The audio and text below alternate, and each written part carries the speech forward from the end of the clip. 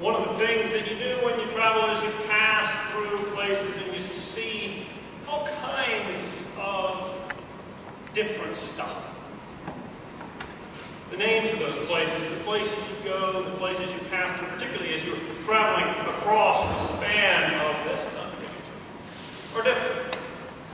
When we get Bethesda, Annandale, Chevy Chase, Silver Spring, all sort of familiar stuff. But when you leave this region, you start encountering names that are unfamiliar.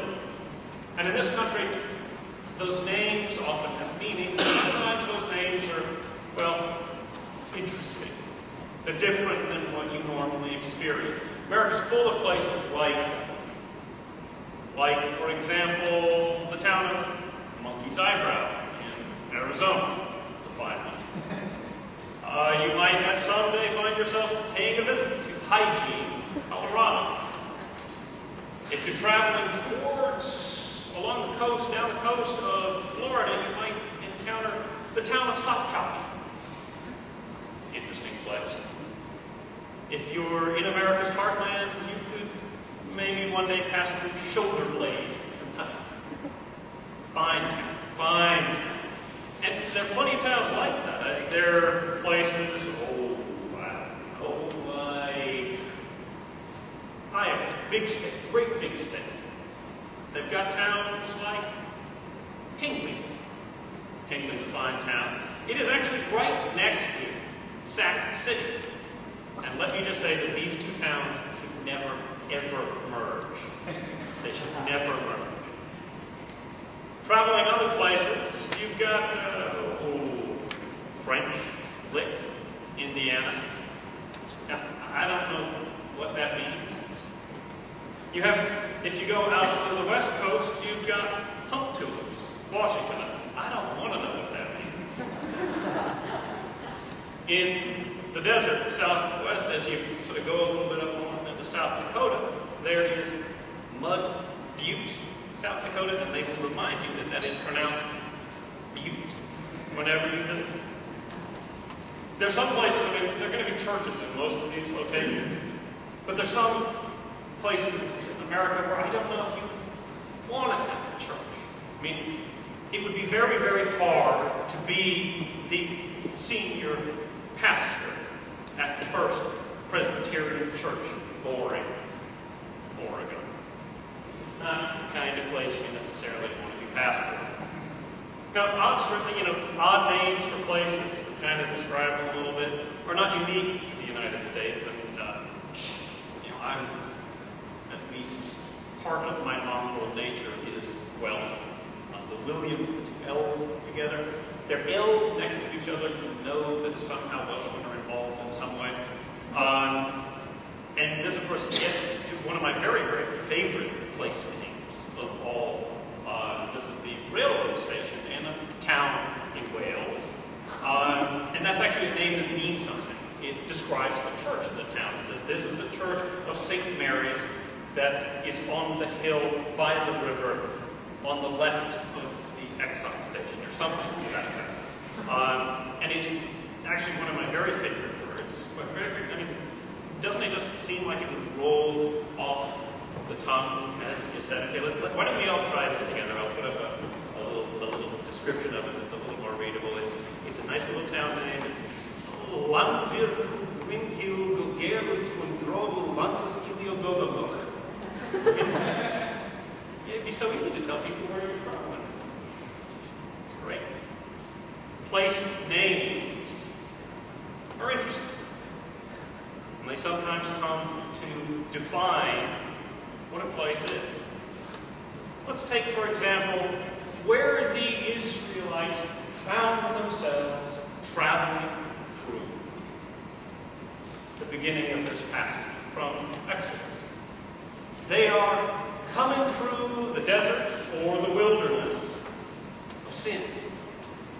And we're thinking Vegas. And that was the first thing that popped in my head, the signs sort of off in the distance, they've got to be where they were. Some ancient Near Eastern equivalent of that. But honestly, we see the wilderness of sin, and it has nothing to do sin as we understand it, doesn't mean what that word would immediately click to us in our head. You know, those gambling, dancing ladies. It's not that thing.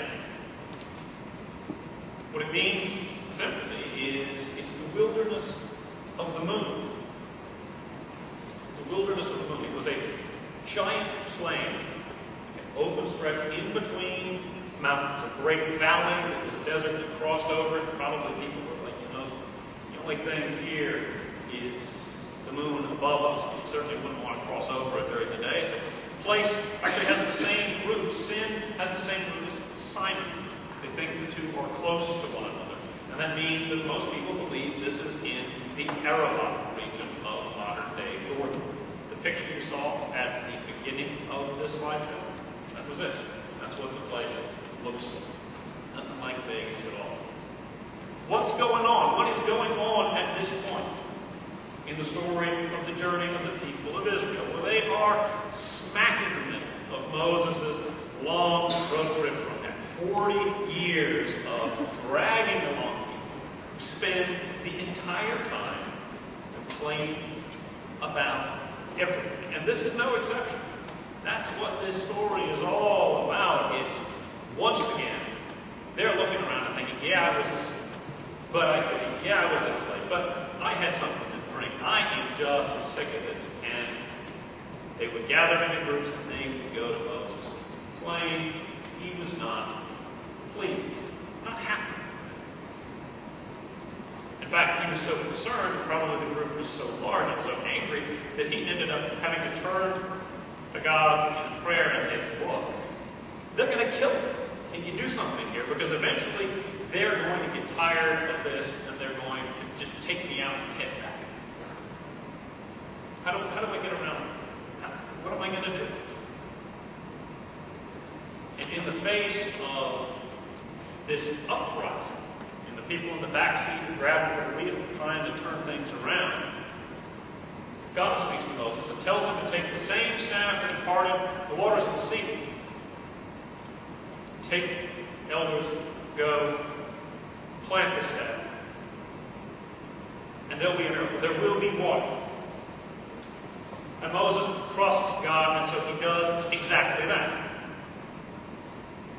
He goes out, plants his staff in the presence of probably many of the same leaders who had resisted him.